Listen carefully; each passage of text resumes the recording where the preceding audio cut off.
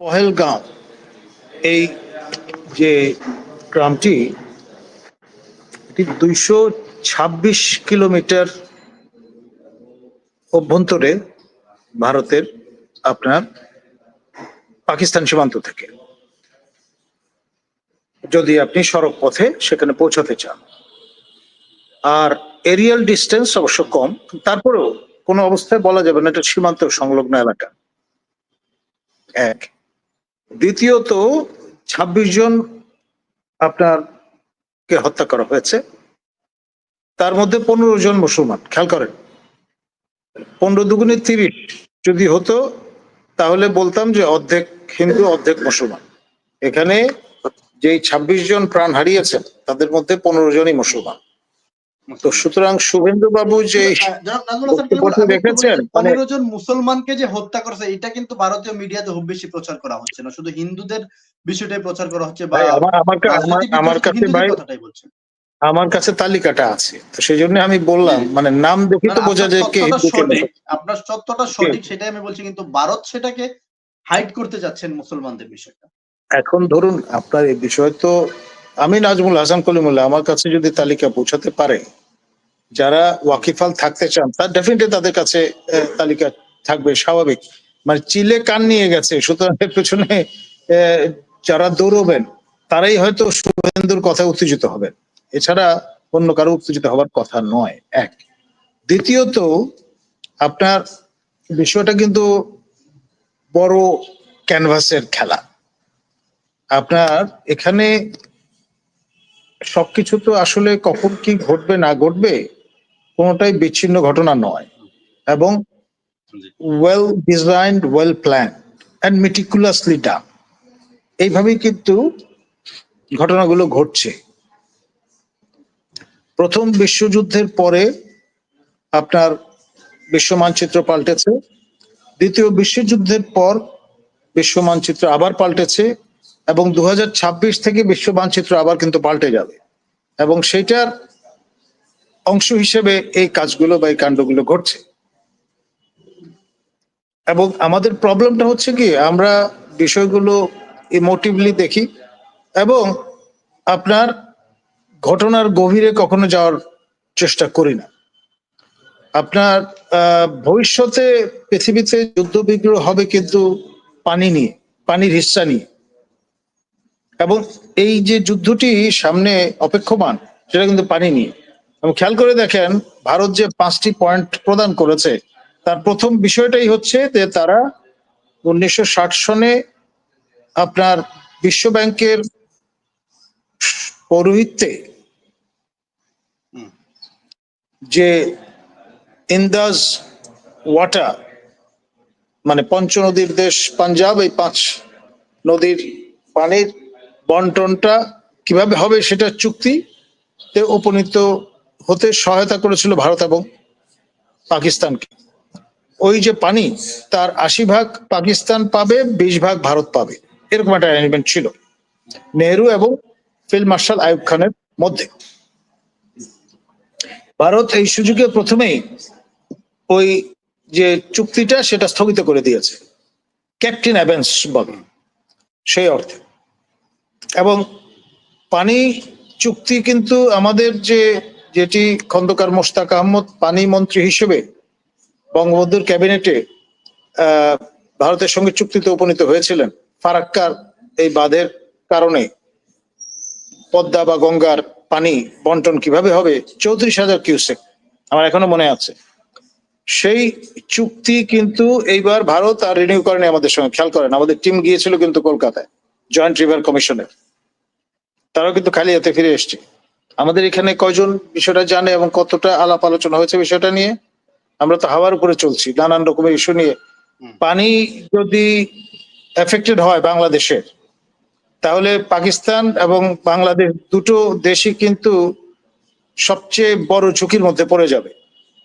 কৃষি নির্ভর দেশ, এটা কিন্তু ভুলে গেলে চলবে না। সুতরাং হাওয়ার উপরে রাজা উজির মেরে লাভ হবে না, তো মূল জায়গাটা এইটা, এই জায়গায় নজর দিতে হবে আমাদের। ভবিষ্যতে যা কিছু হবে যুদ্ধ বিগ্রহ পৃথিবীতে, তা কিন্তু পানি নিয়ে, পানির হিস্সা নিয়ে, এবং সেটার একটা ট্রায়াল হয়ে যাবে আমাদের সাউথ এশিয়া এইবার। ধন্যবাদ।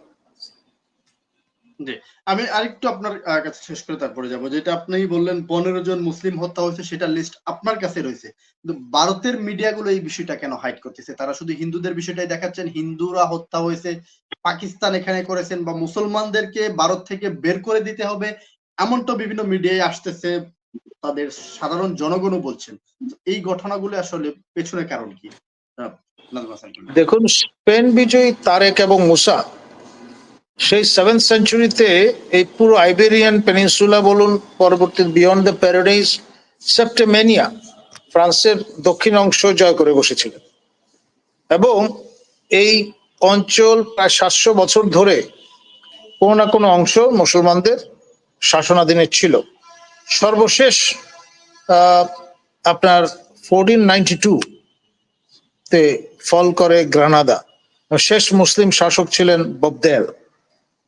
এখন এই যে পর্বটা স্পেন জয় এবং স্পেন পুনঃবিজয়, রিকনকুইস্টা বলে, এবং এখানে আপনার 1600 শতকেও 7.5 মিলিয়ন ছিল স্পেনের পপুলেশন, তার মধ্যে 5 মিলিয়ন ছিল মুসলমান।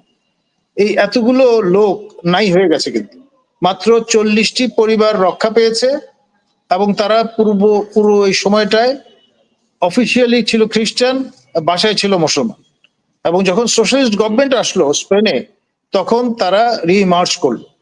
এখন আপনার ভারত তো সেই আপনার মীর কাসেম যখন এসেছিলেন সিন্ধু বিজয় করতে, তখন থেকে শুরু করে আপনার এই ব্রিটিশ শাসনের সূচনা পর্যন্ত মুসলিম শাসনাধীনই ছিল বৃহত্তর অংশ। এবং স্পেনের মুসলমানদের ভাগ্যে যা ঘটেছে, সেই রকম একটি লক্ষ্যে হয়তো ভারতের মুসলমানদের পরিণতি হবে যদি তারা এখন থেকে সতর্ক না হন।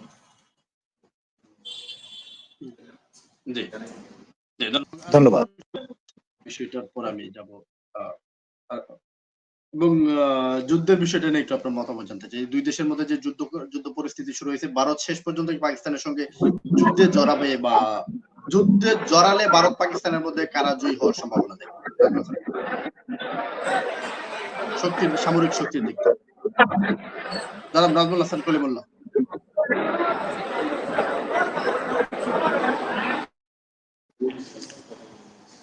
দেখুন,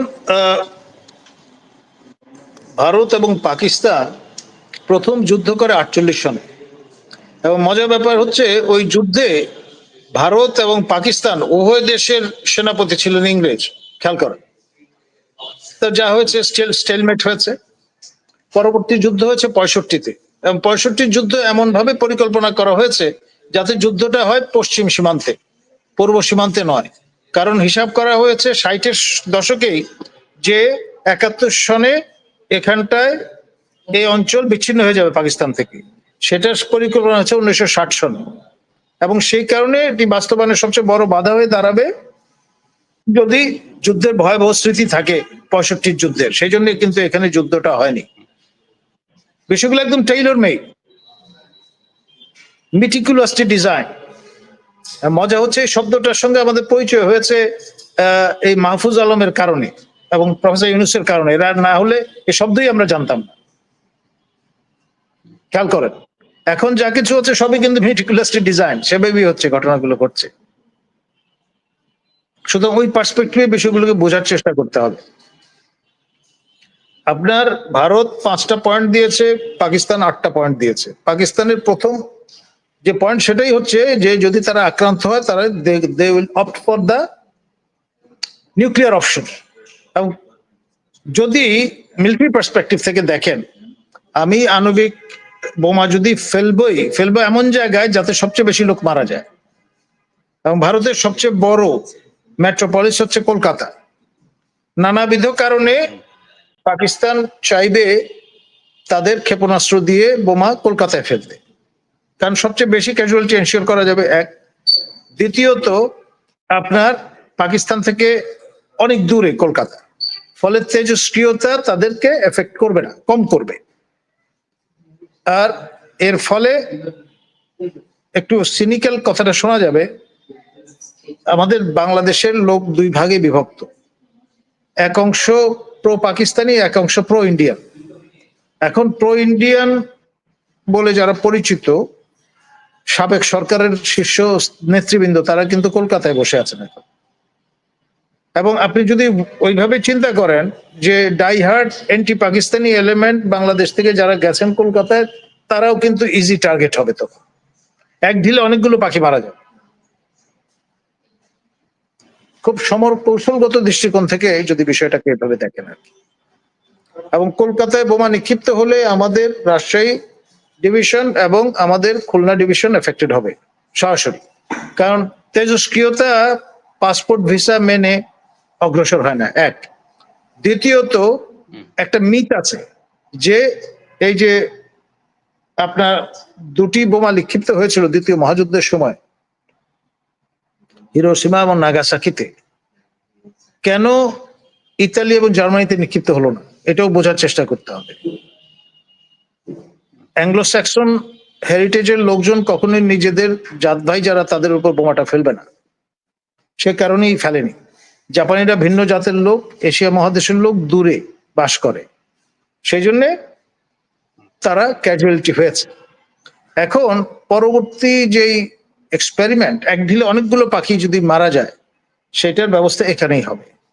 পাকিস্তান এবং ইন্ডিয়া কোনো দেশই নিউক্লিয়ার নন প্রলিফারেশন ট্রিটিতে সাইন করেনি, এবং তারা দুইটাই নিউক্লিয়ার, এবং এটি মিউচুয়াল অ্যানাহিলেশনের মতো একটা ব্যাপার।